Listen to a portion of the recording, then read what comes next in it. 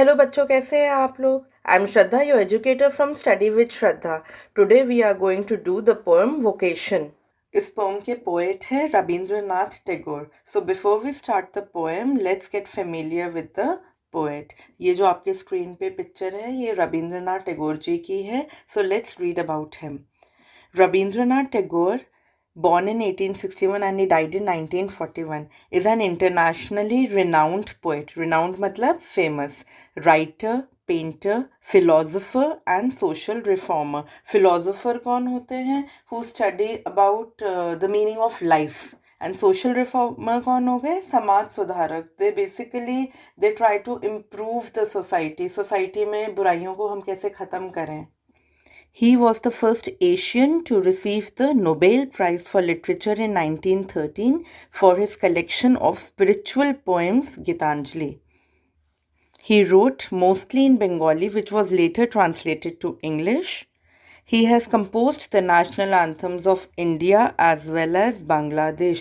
So जो हमारे country का नेशनल एंथम है जन गण मन, वो रविंद्रनाथ टैगोर ने कंपोज किया है। एंड बांग्लादेश का नेशनल एंथम भी इन्होंने ही कंपोज किया है। पोएम रीड करने से पहले ये समझ लेते हैं ये पोएम किस बारे में है इस माइंड मैप के थ्रू, ठीक है। सो इसमें जो पोएट है वो इमेजिन करता है that he is a small child, ठीक है। अब वो बहुत कीनली, बहुत ध्यान से अपने चारों ओर ऑब्जर्व करता है, लोगों को देखता है। इन पर्टिकुलर वो क्या ऑब्जर्व करता है? He observes the freedom they have, the independence they have, और विश करता है, चाहता है कि काश मैं भी इतना फ्री होता, काश मैं भी इतना इंडिपेंडेंट होता अपनी लाइफ में। ये जो चाइल्ड है, he does not like the restrictions in his life. इतनी टोका टाकी, ये करो ये मत करो, डूज डोंट्स नहीं। उसको अपनी फ्रीडम चाहिए, अपनी इंडिपेंडेंस चाहिए। So who are the people who he observes a hawker. सो क्या विश करता है? If I were a hawker spending my day on the road. अब ये हॉकर कौन होते हैं? ये जो ठेले वाले भैया होते हैं, जो सामान ठेलों पर बेच रहे होते हैं, इनको हॉकर कहते हैं। अब पोएम में हम और डिटेल में करेंगे। अब चाइल्ड और किसको ऑब्जर्व करता है? वो एक गार्डनर को ऑब्जर्व करता है। तो क्या विश करता है? I wish I were a gardener digging the ground. फिर वो और किसको ऑब्जर्व करता है? एक वॉचमैन को ऑब्जर्व करता है एंड विश करता है कि काश मैं वॉचमैन होता। So the child poet wishes if I were a watchman walking the street all night.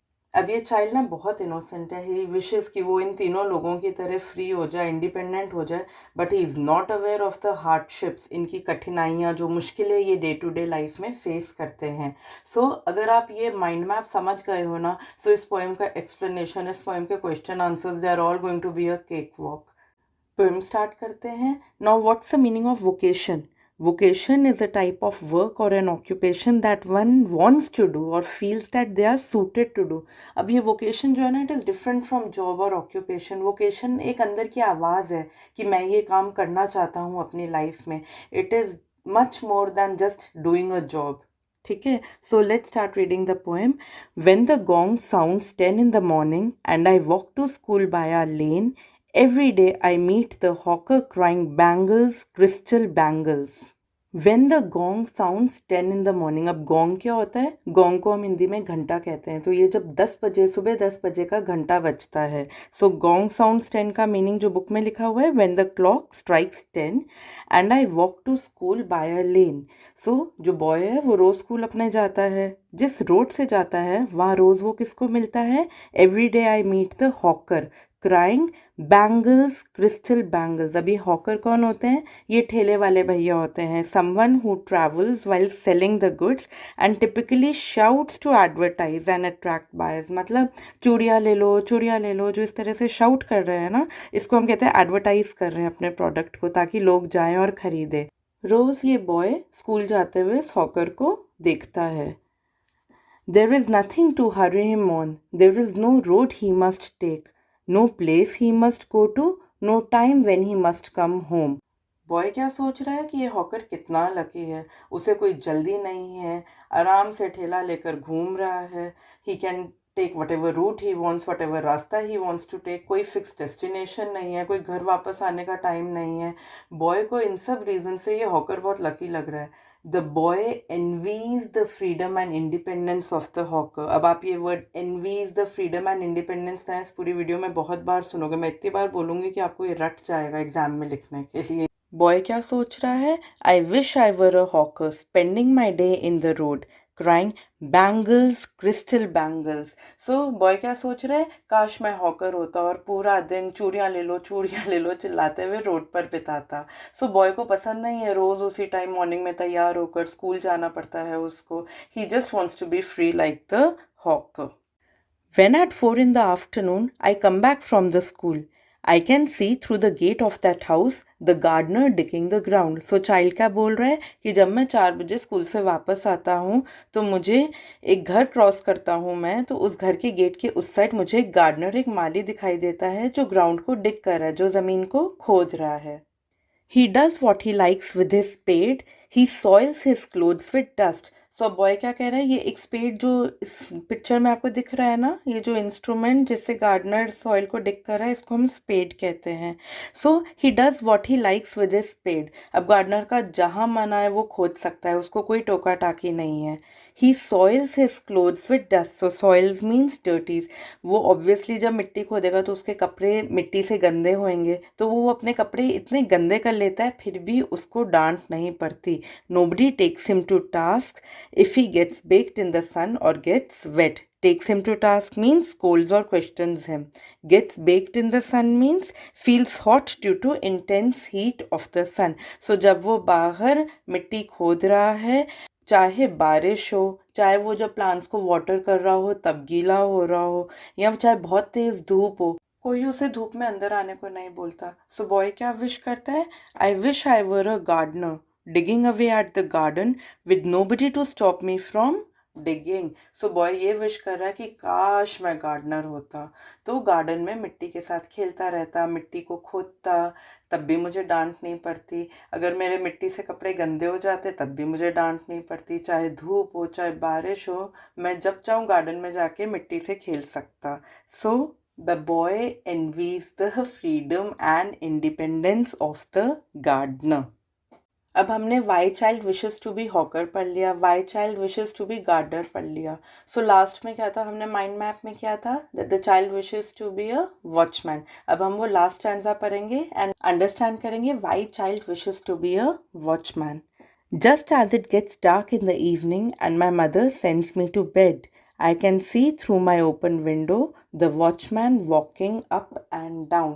So child को जब उसकी मम्मी रात को सोने के लिए भेज देती है, चाइल्ड के बेडरूम की विंडो ओपन है, वहाँ चाइल्ड को खिड़की से क्या दिखता है? वो बाहर देखता है कि watchman up and down walk कर रहा है। अप एंड डाउन मतलब यहाँ से वहाँ, वहाँ से यहाँ, वो चक्कर काट रहा है।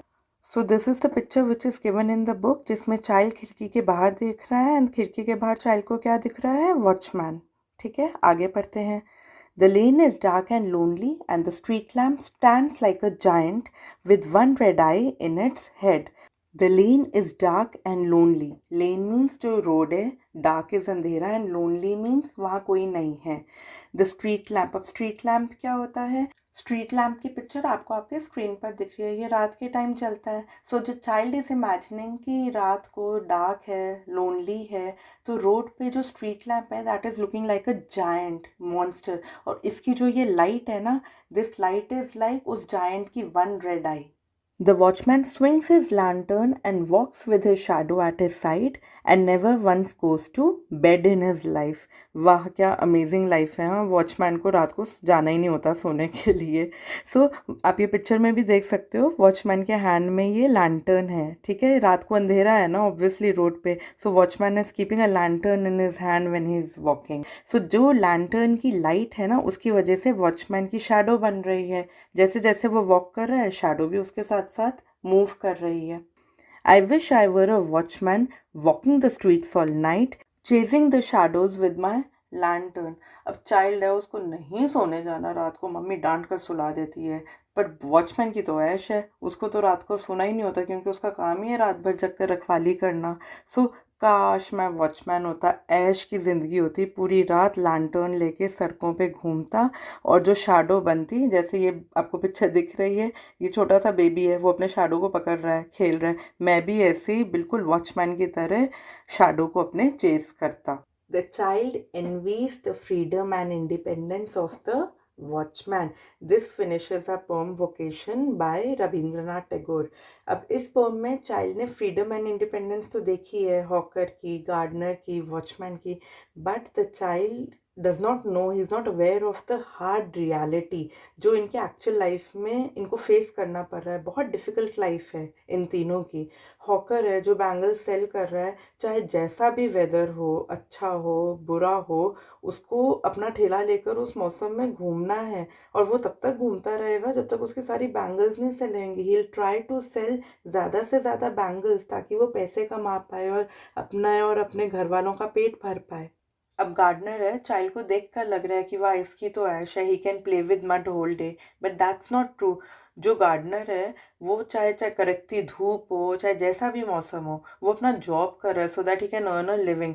कड़कती धूप में थोड़ी देर के लिए खेलना पॉसिबल है, but every day being under the scorching heat of the sun and working till the job is not over, it's very difficult. ऐसी अब आप वॉचमैन को ले लो. Watchman can't sleep the whole night because वो बहुत ज़रूरी काम कर रहा है, रखवाली करने का. सो उसको वो प्लेजर ही नहीं है. He is deprived of that pleasure of sleeping at night. And रात की नींद बहुत ज़रूरी होती है for a healthy mind and body. So child को वो नहीं दिख रहा कि उसकी हार्ड रियलिटी क्या है, that why is he not sleeping. उसको उसको फन साइड दिख रहा है कि वाओ ये तो सही है, उस पर कोई रिस्ट्रिक्शन ही नहीं है रात को सोने का. सो चाइल्ड सिर्फ इन तीनों का फ्रीडम एस्पेक्ट देख रहा है, इनकी डिफ़िकल्ट लाइफ्स के बारे में चाइल्ड को नहीं मालूम है. With this poem vocation finish होती है. आई होप आपको ये पोम अच्छे से समझ आ गई है. If you have any queries please post in the comments and I will revert at the earliest. Please click on subscribe button if you haven't subscribed yet, and do click on the bell icon so that you don't miss out on any important notification. Now you can follow Study with Shraddha on Facebook and Instagram as well. उसका link आपको description box में मिल जाएगा. Stay tuned for more updates.